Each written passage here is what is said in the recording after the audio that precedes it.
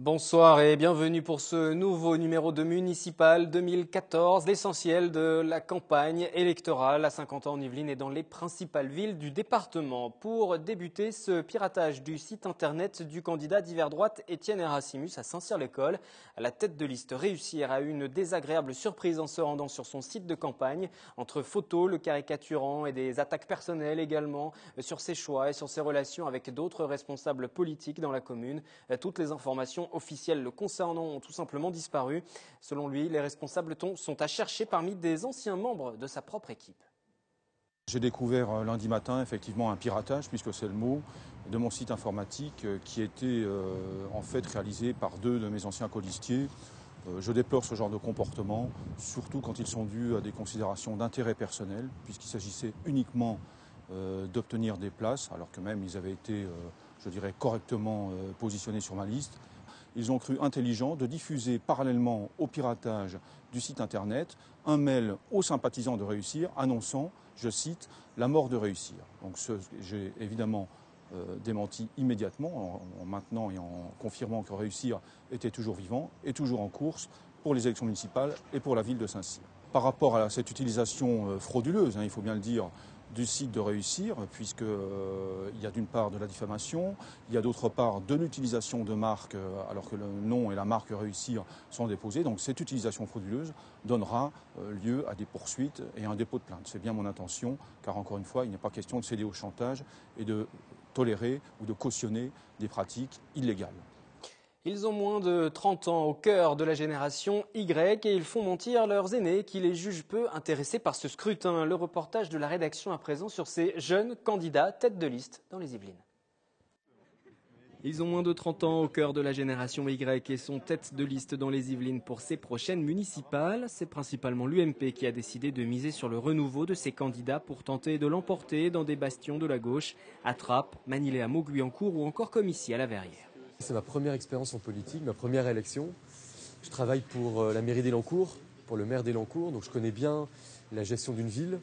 Je suis sans étiquette, je n'ai jamais fait partie d'aucun mouvement politique. Après, j'ai des valeurs très fortes, des convictions personnelles très présentes. Être jeune pour un candidat au municipal, atout ou handicap, leurs aînés leur reprochent un manque d'expérience, ils misent sur le dynamisme.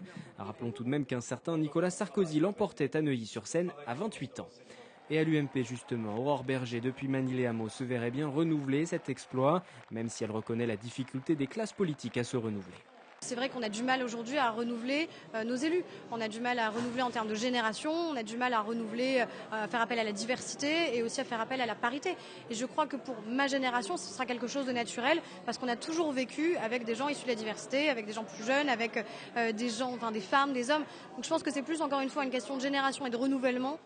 Engagés en politique depuis 2001, tous n'ont en revanche pas le même rapport avec la politique. Si Ladislas Skoura a pris sa carte à l'UMP à 16 ans, d'autres, comme Othman Nasrou, gardent leur distance. Pas encore encartés, ils préfèrent se revendiquer gaullistes tout en se disant non partisans. UMP mais aussi FN mise sur les moins de 30 ans, à Plaisir notamment, où Alexandar Nikolic défend les couleurs du Rassemblement Bleu Marine. Lui qui à 27 ans a débuté son engagement politique avec l'extrême gauche. En dehors de l'échiquier politique, sans étiquette, on notera aussi à Élancourt la présence d'une liste menée par un collectif, Génération Solidaire. Ce manque d'expérience, je pense que ça ne veut pas dire un manque de compétences, c'est bien au contraire. On est en train de rassembler une équipe qui est compétente, donc que ce soit dans le domaine budgétaire, comme je vous ai dit, c'est un domaine auquel je m'y connais vraiment beaucoup, et le développement économique, dans le domaine social, dans le domaine donc, de la solidarité, dans le domaine aussi des travaux publics, on essaie de développer les choses au niveau de l'éducation. Donc je pense qu'au niveau de la compétence, que les projets, que les idées, et aussi que la motivation est vraiment là. Moyenne d'âge en France des maires, 57 ans, selon l'étude menée par un sociologue en 2012 et reprise dans le quotidien Les Échos. Reste à voir si le scrutin permettra cette année de faire baisser cette moyenne. Dans le reste des Yvelines, on notera que les listes menées par des jeunes trentenaires sont aussi nombreuses. Et du divers droite, Grégoire Leclerc à Rambouillet, 31 ans, à Vivien Gasque, socialiste de 33 ans à Montigny-le-Bretonneux. Et à propos de Vivien Gasque, dont il est question à la fin de ce sujet, sachez qu'il s'étonne via un communiqué aujourd'hui de l'attitude du MoDem départemental à son égard. Le candidat socialiste a en effet été rejoint par un membre de la formation centriste, Jean-Marc Coursin, mais récemment sur notre antenne, sur l'antenne de TV Fil, le vice-président départemental expliquait lui apporter son soutien à Michel Laugier, le maire sortant, candidat de l'UMP et de l'UDI. Vivien Gasque qui parle maintenant de non-respect de la démocratie alors que les militants du MoDem de sa commune ont choisi de partir en campagne à ses côtés. Et puis la campagne toujours qui prend une toute autre tournure à Rambouillet. Le divers droite Grégoire Leclerc que l'on a aperçu tout à l'heure porte plainte contre le Front National. En cause un tract distribué par les équipes de l'un de ses opposants, le candidat Philippe Chevrier. Grégoire Leclerc qui parle d'attaques gratuites et diffamatoires, qu'il s'agisse de collusion avec la presse, de détournement de biens sociaux ou encore de conflits d'intérêts avec la paroisse. Jusqu'au 23 mars, vous le savez, sur cette antenne, nous vous proposons de découvrir les candidats qui s'engagent sur votre commune. Ce soir, nous partons pour Plaisir. Dans cette ville de 31 000 habitants, 4 listes pour la maire sortante en poste depuis seulement 2 ans après le départ de son prédécesseur en cours de mandat, Joël Regnault. Cette campagne est une première en tant que tête de liste UMP, pendant qu'à gauche, 2 listes, l'une du PS, l'autre du Front de gauche, se disputent les faveurs des électeurs et qu'en embuscade, le Front National entend lui créer la surprise. Présentation donc avec Claire Cambier. À Plaisir, l'actuelle maire Joséphine Kohlmannsberger brigue un nouveau mandat, l'occasion pour elle de se soumettre pour la première fois au scrutin populaire, car l'ancien maire Joël Regnault lui a confié les rênes de la ville en 2012, après 12 ans à la tête de Plaisir. Depuis 2001, elle était adjointe au maire en charge de la culture et de la communication. Ça vaut la peine peut-être de continuer avec une équipe qui a fait preuve d'une responsabilité. C'est ça qui compte en premier, la responsabilité, puisqu'au niveau, ne serait-ce que de la gestion de la ville, je pense que les Plaisirois aujourd'hui sont en confiance totale par rapport à ce qu'ils ont pu connaître dans d'autres temps. Parmi ces arguments, la gestion de la ville, la réhabilitation du centre historique et la modernisation de la commune. On a beaucoup amélioré déjà les voiries. Vous savez que sur Plaisir, on a plus de 100 km de voiries, donc c'est lourd, c'est important. On vient de commencer la plus longue route de Plaisir, qui est la rue des Sablons, qui doit être remise en état. Et on réfléchit bien sûr à tout ce qui est pistes cyclables et circulation douce. La maire compte également moderniser le quartier du Valibou ou encore porter le projet d'un cinéma pour 2015, ce qui plaît aux habitants, selon elle, sa proximité avec eux. C'est ce que j'ai envie de donner. D'être à l'écoute et puis de dire non quand je ne peux pas et dire oui et dans ce cas-là promettre et faire. C'est ça qui m'importe. On compte sur vous. Merci. Face à elle, 3 candidats. Bernard Ansart, déjà candidat pour les municipales de 2008, se présente sous une liste d'union. Bernard Ansart vit à Plaisir depuis 40 ans avec sa femme et ses 2 enfants. C'est dans cette région qu'il a fait sa carrière. De simple ouvrier chez Renault à ses débuts, il est devenu directeur de gamme marketing. Il s'est engagé en politique il y a maintenant 12 ans, après l'échec de la gauche aux élections présidentielles de 2002. Mais c'est d'abord pour son investissement dans le monde associatif qu'il s'est fait connaître dans la ville, comme avec Plaisir Vestiaire. Du monde associatif au monde politique, il n'y avait qu'un pas. C'est une suite logique parce que pour moi, la politique, je la vois dans le bon sens du terme. Ce n'est pas de la politique politicienne, c'est de la politique pour servir. Et c'est tout l'objet de mon programme, accompagner les habitants dans leur quotidien et leur amener le meilleur dans ce qui est possible. Aujourd'hui, il est dans l'opposition au conseil municipal. Dans son programme, il annonce plus de démocratie locale avec l'instauration des conseils de quartier. Le but, être à l'écoute des habitants, mais aussi développer une vie de quartier avec l'aménagement du centre-ville, la mise en place d'animations et de voies de circulation douce. Mais également, je voudrais mettre très rapidement au début du mandat des navettes, donc qui fassent que durant la journée, les gens puissent se rendre de leur quartier vers le centre-ville ou vers des points administratifs ou des points commerciaux de façon plus facile, parce qu'aujourd'hui, ça manque énormément. Autre élément avancé, la création d'une pépinière d'entreprise pour favoriser les emplois locaux. Quant aux finances de la ville, il conteste la bonne santé affichée par la mairie. La dette, à l'époque, était de 66 millions. Aujourd'hui, cette dette a effectivement été réduite, mais en face de cette réduction, nous avons maintenant devant nous des emprunts toxiques. Le candidat du Front de gauche rejoint en partie Bernard Ansart sur ce point.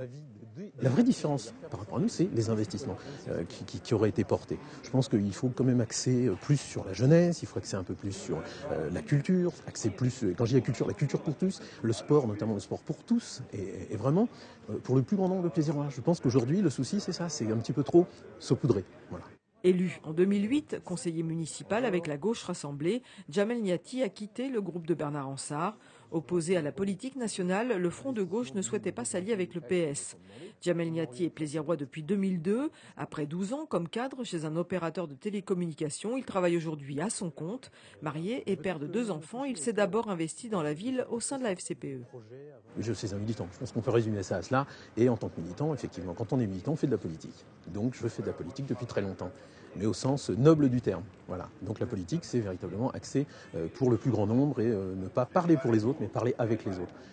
Il souhaite d'ailleurs instaurer plus de concertation avec les habitants pour prendre des décisions sur la commune. Dernier candidat en lice, Alexandar Nikolic. À 27 ans, cet ancien membre du Parti communiste porte les couleurs du Front National. Il a intégré le parti frontiste il y a maintenant 7 mois. Il y a le programme à l'intérieur et la présentation devant. On vous souhaite un très bon week-end en tout cas, merci. Merci beaucoup monsieur. Et je me suis dit qu'à un moment, juste gagner de l'argent et ça ne m'intéressait pas. Donc je me suis engagé, j'ai postulé pour les pompiers, j'avais envie d'aider. Et également, je pensais que je pouvais apporter en politique et m'engager aussi en politique. Alexandar Nikolic vit à Plaisir depuis 1 an, après avoir passé son enfance à Montainville, dans le nord du département. Après un passage par l'armée, il est aujourd'hui démonstrateur-vendeur. Fier d'être le premier candidat frontiste sur Plaisir, il souhaite appliquer le programme du parti. Simple exemple, ce fils d'immigrés serbes et portugais refuse tout communautarisme. On est un petit peu différent des autres parce qu'il y a un consensus sur beaucoup de sujets et j'ai pu le remarquer au conseil municipal.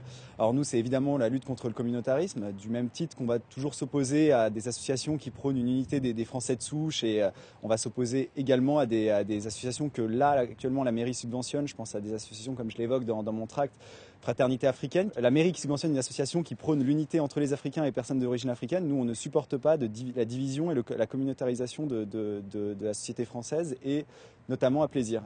Une ville, 4 candidats, les Plaisirois ont jusqu'au 23 mars pour faire leur choix. Et les têtes de liste de ces 4 candidats qui sont engagés sont venus débattre sur TV Fil 78. Si vous n'étiez pas avec nous, voici quelques extraits de leurs échanges. Le contact, il est sur une mandature et pas uniquement sur les 3 mois qui précèdent. Chose que vous faites ici bien de façon, et c'est normal, vous êtes les challengers, donc c'est normal que vous fassiez du porte-à-porte, vous fassiez connaître. L'image. Je pense qu'on n'a rien à vous envier de ce côté-là. Non, mais je ne fais pas de porte-à-porte. Non, mais parce que les gens me connaissent, monsieur Ansart. Quand j'entends les gens dire aujourd'hui, on voit Madame le maire arriver soudainement alors qu'on ne l'a pas vue pendant 6 ans. Bien sûr. Alors, Mais bien sûr, Madame. Vous rigolez. Mais vous plaisantez. Mais non, je plaisante pas. Je ne suis pas ici pour plaisanter. On verra le 23 mars. Si vous le permettez, je vais finir quelque chose par rapport à l'image politique. Parce que vous parlez de l'image politique. L'image politique, ça se fait tout au long d'une mandature. Ça se fait par le respect que l'on a vis-à-vis des gens. Ça se fait aussi sur ce qu'on promet pendant les périodes préélectorales. Et ce que j'entends aujourd'hui sur les promesses que vous faites les uns et les autres à la population, c'est dramatique. Madame Coleman-Verger, je suis quand même fort étonné. Vous êtes en train de me donner une leçon de politique et autres. Je trouve ça relativement comique, étant donné que vous parlez de démocratie. Je pense que nous pouvons vous rappeler le manque de démocratie dont vous faites part à l'égard des élus d'opposition, dont je fais partie, quant à ce qui concerne le pouvoir de communication qui nous est offert. Concernant vous avez d'ailleurs, je reprendrai revenir à ma question, oui, si c'était possible après. Merci. Je me permets parce que je n'ai pas pu répondre. Allez-y, mais le temps passe. Oui. Et donc sur le principe, je suis fort étonné. Vous avez eu un référé du tribunal de Versailles à ce sujet. Jusqu'à preuve du contraire, vous n'avez pas fait montre d'une grande démocratie à notre égard. Ce que je reproche aujourd'hui à la mairie en place, c'est qu'il n'y a pas de vision depuis 13 ans qu'ils sont en place. Au-delà des aspects dont on parlera peut-être tout à l'heure, des aspects financiers, on n'a pas de vision. Les habitants ne savent pas vers où on les mène. On leur avait dit qu'il n'y aura plus d'urbanisme. Aujourd'hui, ils voient du bétonnage qui fleurit à droite, à gauche, sans avoir été prévenus et sans savoir ce que ça va devenir. On voit également les jardins familiaux là, qui sont en centre-ville qui vont disparaître. Vous êtes bien au courant, monsieur Ansart. Vous voyez comme quoi vous avez des informations. Mais je le sais parce que je siège au conseil municipal. Il n'y a rien de prévu au jardin. Écoutez, vous nous le prouverez si vous êtes encore en place et nous ferons en sorte que ça soit fait autrement si nous sommes élus. Et donc, de fait, il y a tout un ensemble à gérer également par les voies de circulation, les voies de déplacement, les voies de stationnement. Parce qu'aujourd'hui, ce que les gens se plaignent, notamment les petits commerces comme à la gare, c'est qu'il n'y a pas de stationnement. On ne peut pas stationner. Et donc, de fait, il y a toute une réflexion à avoir sur des sujets qui sont croisés et qui permettront effectivement de retrouver une dynamique dans cette ville. Il y a aussi sur peut-être des questions d'ego. Je sais que quand Mme Goldman-Berger a été élue, elle a mis sa photo un peu partout dans la municipalité. Nous, on considère que c'est des coûts inutiles et au détriment des impôts des Plaisirois. Oui, j'ai vu votre photo, madame. Un peu partout dans la ville quand vous avez remplacé monsieur Régnier. Ah, à ce moment-là, oui. Oui, voilà, donc il y a énormément sur des petits points comme ça, il y a énormément d'économies à faire.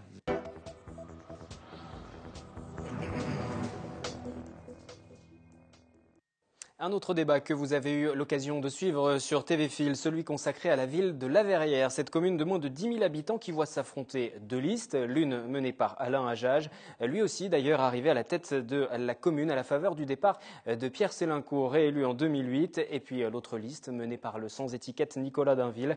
Nicolas Dainville soutenu néanmoins par l'UMP et par l'UDI. Extrait des échanges entre les deux hommes, autour notamment des nouvelles réalisations immobilières à venir dans le quartier des Bécanes, mais aussi autour de l'attractivité économique de la ville. Les Bécanes, c'est très simple. Aujourd'hui, ce sont des terrains inaccessibles, inutilisés par les Verriérois. Et donc, nous allons effectivement les redonner aux Verriérois à travers un projet très simple, finalement, de l'habitat diversifié. Vous savez que la Verrière, c'est 75% de logements sociaux. Notre objectif, c'est de revenir aux alentours de 50% avec ce nouveau quartier. Donc, de l'habitat diversifié pour les habitants, des commerces, des services, évidemment, et des espaces naturels qui sont aujourd'hui inaccessibles, qui vont être rendus aux habitants à travers notamment un projet assez original d'agriculture urbaine. Très simple, finalement. Il y a une crainte qui est sincère, qui est légitime de beaucoup de Verriérois, sur le chiffre, le nombre de logements d'abord. Ce chiffre a longtemps été caché. On nous annonce enfin que c'est 1800 nouveaux logements. 1800 nouveaux logements, ça veut dire doubler la population. Doubler la population sur un périmètre si étroit, ce n'est pas dans l'intérêt des Verriérois ni du village. Le village, ils veulent un esprit village renforcé. Ils ont peur de l'arrivée massive de 6000 nouveaux habitants. Orly Park, ils ont peur au niveau de la circulation et du stationnement. On a 8000 véhicules aujourd'hui pour 6000 habitants. Combien en plus demain ? Selon nos estimations, c'est 2500 à 3000 véhicules en plus. Même si on développe les transports, il y aura un impact sur la circulation et le stationnement. C'est déjà une vraie problématique pour les habitants d'Orly Park, sans parler des travaux qui devraient causer de nombreuses nuisances. Et puis, au Bois de l'Étang, beaucoup de gens du Bois de l'Étang nous disent « mais on risque d'être encore plus isolés ». D'abord, ce n'est pas 6 000 nouveaux habitants, évidemment, c'est 4 000, on l'a déjà dit à plusieurs reprises. Monsieur Dainville a du mal à entendre, mais ce n'est pas grave, il s'y fera. Alors, il s'y fera. Le doublement de la population, c'est annoncé dans des documents de la mairie Monsieur Dainville, et dans la presse Le tour de régionale. parole est à moi, s'il vous plaît, je vais donc continuer. Donc c'est 4 000 habitants en plus, et pas 6 000, et c'est sur 20 ans. Vous voyez, il y a largement le temps que la ville se construise. Deuxièmement, il y a 450 demandeurs de logement à la Verrière. À la Verrière, 450 demandeurs de logement. Comment expliquer aux Verriérois qu'on a le droit de construire à Maurepas, qu'on a le droit de faire les réaux, nouveaux quartiers, plusieurs centaines de logements à Elancourt, et qu'à la Verrière, nous n'aurions pas le droit de construire? Quand un entrepreneur a une ville à choisir, il regarde effectivement l'accessibilité, ce n'était pas le cas avec la gare qui est trop vétuste, il regarde la propreté, l'entretien de la ville, parce que quand on reçoit des clients, c'est important que la ville soit bien entretenue, ce n'est pas le cas, et surtout, il va dans une ville où le maire déplie le tapis rouge aux entreprises. Aujourd'hui, je suis désolé de le dire, quand on entend un discours de défiance vis-à-vis des investisseurs, vis-à-vis des entreprises, vis-à-vis des actionnaires, l'entrepreneur, il ne va pas aller à la Verrière s'il y a un maire qui ne comprend pas l'entreprise, qui n'accueille pas à bras ouverts l'entreprise. Aujourd'hui, vous savez, il y a une désaffection vis-à-vis de la politique, sauf vis-à-vis des maires. 57% des Français reconnaissent leur maire. Pourquoi ils le reconnaissent? Et quand est-ce qu'ils le reconnaissent? Quand il est proche, quand il est respectueux, quand il les regarde et qu'il travaille, quand il tient ses promesses et ses engagements. Je ne fais pas de promesses, je prends des engagements. Municipal 2014, les débats entre candidats chaque mardi, chaque jeudi à 20h sur TV Fil. Et rendez-vous notamment ce 6 mars avec les têtes de liste qui se présentent à Maurepas. Elles sont 7 candidats du centre, de la gauche, de la droite. La division qui règne dans cette commune après l'annonce du retrait de la vie politique locale de Georges Mougeot, élu sans interruption depuis 1989. Vous entendrez également cette semaine les candidats à Elancourt, une autre commune que nous suivons, vous le savez, où se présentent 4 listes. Parmi ces différentes listes à Elancourt, Guyancourt, celle de Michel Bessot. Le socialiste qui siège dans l'opposition depuis 2008 a réuni autour de lui l'ensemble de la gauche. Reste à savoir si cela suffira pour forcer un second tour dans une ville où l'ancien député UMP Jean-Michel Forgousse a réuni la dernière fois plus de 50% des suffrages, et ce dès le premier tour du scrutin. Nous avons demandé à Michel Bessot ce qui avait changé depuis 6 ans. Il y a 6 ans, j'étais tête de liste, mais ça a été un peu précipité. Ce qui change, c'est que la majorité sortante est profondément divisée, très profondément divisée. On se retrouve avec 3 listes de droite, puisque celles qui ne s'affichent pas à gauche, pour moi, elles sont à droite. Et ce clivage est un bien pour la démocratie. Certains me disent oui, mais si tout le monde pouvait contribuer ensemble. Non, il y a des choix politiques et l'échange, c'est nécessaire pour la démocratie. Ce qui est extraordinaire est d'avoir pu bâtir une liste qui puisse allier des employés, des ouvriers, des chefs d'entreprise, des retraités, des jeunes, vraiment tous les horizons possibles et la diversité. Concernant Morpa, à présent, dont le débat entre candidats sera à suivre le 6 mars sur cette antenne, sachez que le colistier du divers droite, Grégory Garestier, Erwan Le Gall, vient d'être suspendu de l'UDI et du Parti radical. Les instances nationales n'ont en effet pas vraiment apprécié le ralliement de ce dernier avec le responsable local de l'UMP. L'UDI qui précise que l'investiture a bien été donnée officiellement à Pierre Le Guérinel, tandis qu'à l'UMP, il n'y aura finalement aucun candidat soutenu. On change de commune à présent pour ce magazine des municipales à Guyancourt. 2 listes seulement, Modem et UMP ayant fait alliance dès le premier tour. La suprématie de la gauche, élue régulièrement avec des scores avoisinant les 70% et menée cette année encore par François Deligné, ne sera contestée que par un seul candidat, Ladislas Skoura. Portrait des 2 hommes avec Anthony Reich. Il veut proposer un nouveau modèle de ville au Guyancourtois. Investi par l'UMP et l'UDI, Ladislas Skoura s'est engagé en politique à l'âge de 16 ans. Il a activement participé à la campagne présidentielle de Nicolas Sarkozy en 2007. Et cet élève avocat de 26 ans s'est ensuite focalisé sur ses études, avant de revenir sur le terrain politique pour les législatives et maintenant pour les municipales, à la tête d'une liste fusionnée avec le Modem de Jean-Loup Carriat. C'est pas un choix, c'est quelque chose qui s'est imposé à moi puisque j'ai 26 ans et ça fait 26 ans que j'habite à Guyancourt. J'ai habité au Saule, j'ai habité au Bois de la Grille, j'habite actuellement à la Minière. Donc je suis un enfant ici de Guyancourt, je suis un enfant du territoire. C'est une ville qui m'a vu grandir, j'ai été à l'école ici. Et donc mon engagement politique ne pouvait que se dérouler ici dans cette ville. Ce fils d'immigrés polonais a fait ses premiers pas dans le quartier des Saules. Il souhaite axer son programme sur 3 points. L'économie locale, dont les commerces de proximité et la fiscalité, la sécurité et la démocratie locale. Je veux instaurer beaucoup plus de proximité avec les Guyancourtois, être sur le terrain, être à l'écoute des gens.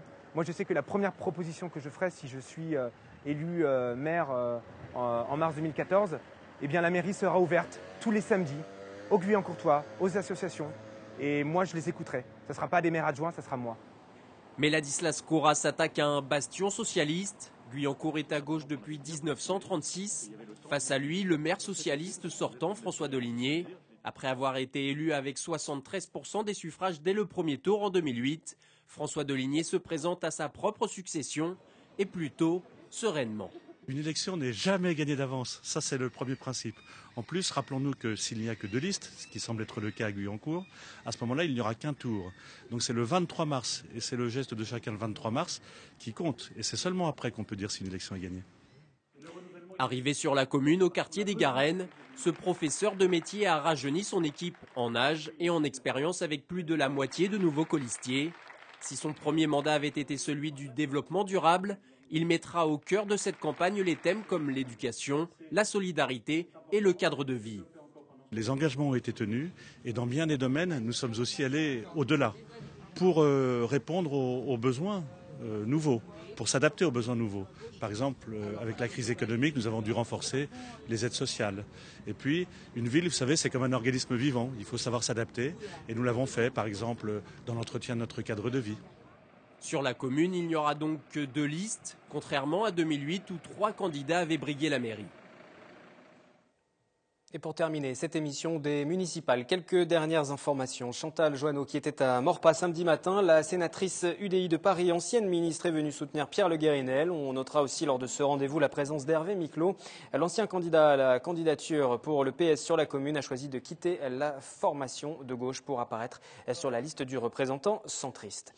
Autre député actuellement ministre à s'impliquer dans cette campagne dans le département, c'est Benoît Hamon. Le socialiste était du côté de Bernard Ansart à Plaisir samedi soir dans le quartier du Valibou, un quartier qui doit actuellement faire face à de nombreux retards dans la rénovation de logements. Pour Bernard Ansart, que vous voyez sur ces images d'archives, si à Trappes, commune voisine, la rénovation urbaine a été réussie, c'est le résultat de la politique municipale, une volonté politique absente à Plaisir, poursuit-il. Et puis un autre déplacement, mais à venir, celui-ci c'est Bruno Le Maire qui se rendra à Magny-les-Hameaux ce mardi 4 mars pour la dernière réunion publique de campagne d'Aurore Berger à l'école Saint-Exupéry. La candidate de la droite a reçu depuis l'an dernier de nombreux soutiens nationaux. David Douillet, Valérie Pécresse, Gérard Larcher ont déjà fait le déplacement. Bruno Le Maire, lui, a été ministre de l'Agriculture. Il est actuellement député de l'Eure. Municipal 2014, le magazine revient mardi prochain à 18h30. Le tour de la campagne dans le département. Excellente soirée.